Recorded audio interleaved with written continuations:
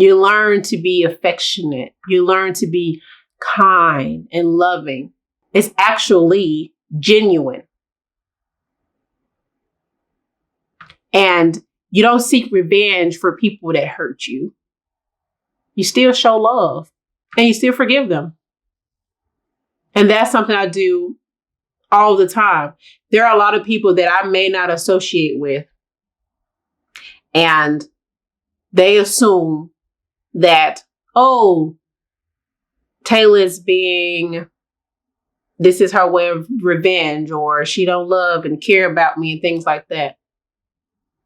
But in so many ways, I've also learned to give people space to heal on their own, because a lot of times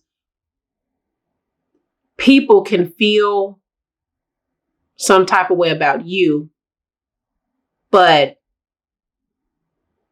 that's not at all how you feel. But they have to heal that part of them. That's part of their healing.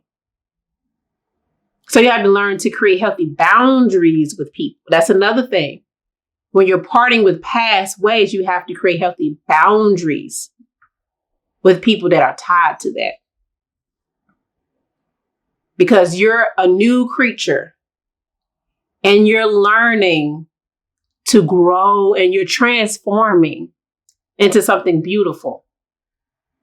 And everything around you, you want to be healthy. Friends, family, associates, your job. And you'll realize it's certain things you won't even want to be tied to. People are going to come to you, like even now, people can call me and want to gossip about something, and I have to stop them. I don't want to hear it. You need to call and talk to them. I've had that happen several times with people that they'll call and want me to engage in conversation. I always say, I wish them the best. And these are people that I was friends with, and they was calling me about people that may have wronged me, just kind of giving an update that their life isn't going the way that it should. And that's why you do right by. And the only thing that I can say is, I wish them the best. I'm not entertaining that. We don't have to talk about that. The other thing also is being able to have healthy relationships with people to where you're aware of what you're saying to them. I don't understand the culture of, and at first it didn't bother me at first. And that was part of the past me. That was the old me.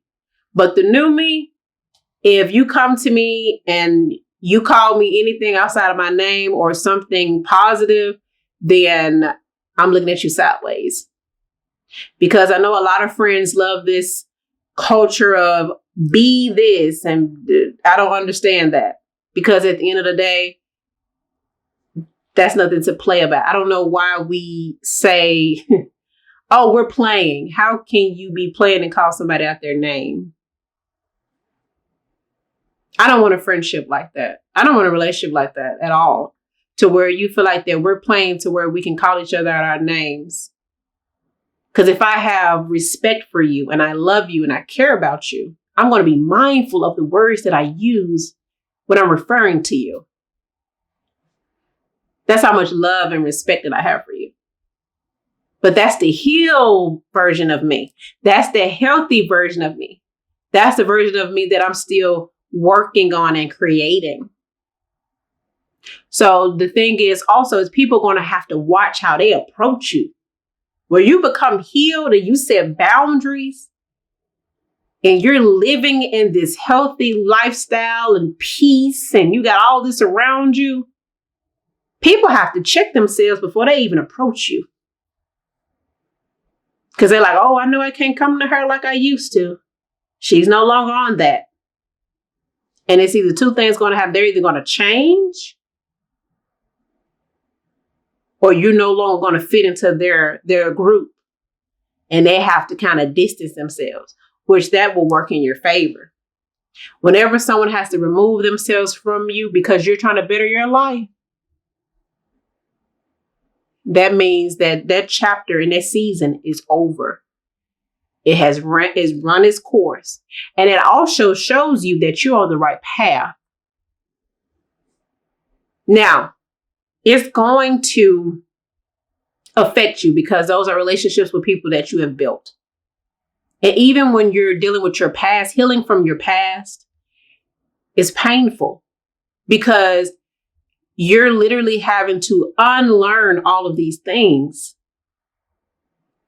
And to the point where you're almost left with nothing because these are years of trauma that you have, that you've literally thrived in trauma. Your whole being is trauma.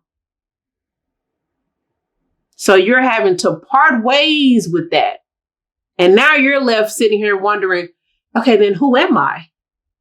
I don't know who I am. But that gives you an opportunity to start pouring in positivity and surrounding yourself with people that are positive and creating that life. You'll start to realize that doors are open. You will come in contact with people that are good for you. You'll wake up in peace. You'll go to bed in peace. Certain things won't affect you like it used to. You're not so easily triggered by a lot of things. And you learn to use your voice. You discover your voice. And that's something that I have recently learned is I have a voice.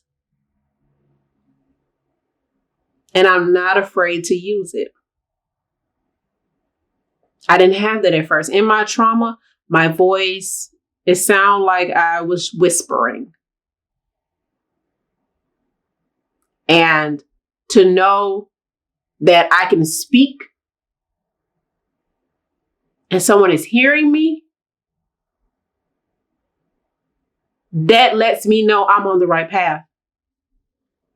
And I'm growing into myself and learning to love myself, because in trauma, you can't love yourself properly. You can't love anyone. But I'm learning to actually love myself in ways that I never would have done had I still been tied to my past life. I take better care of myself, which means I am very, very alert in certain situations. And it's bad because when I don't agree with something or I don't like something, I'm going to voice it. And I want the best for everyone around me. That's another thing. I realized that my ability to push people to be the best version of themselves is a strong trait that I didn't realize was a strength. I thought it was a weakness. But I also realized that in doing that, I have to have people that's able to pour back into me, because I can't be the one to do all the pouring. But see, that was the old me. See, the old me, I would pour and I didn't mind being drained, because I was sacrificing so much of myself in situations. And sometimes trauma will do that. You're sacrificing so much of yourself and nobody cares that you're doing that. And you're constantly giving.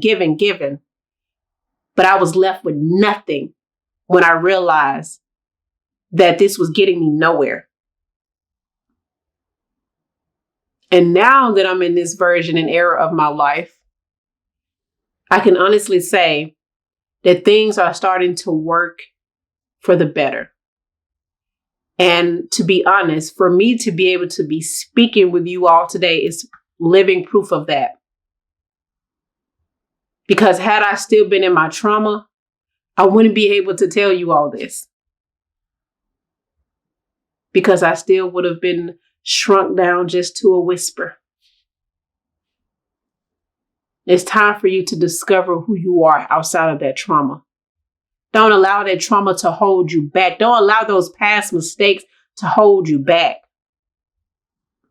Whoever hurt you or whoever you've hurt, a lot of times we hurt people and we live in that hurt, and that hurt just manifests itself in us, and we're just Everything that we try to sow just dies because we're living in that hurt.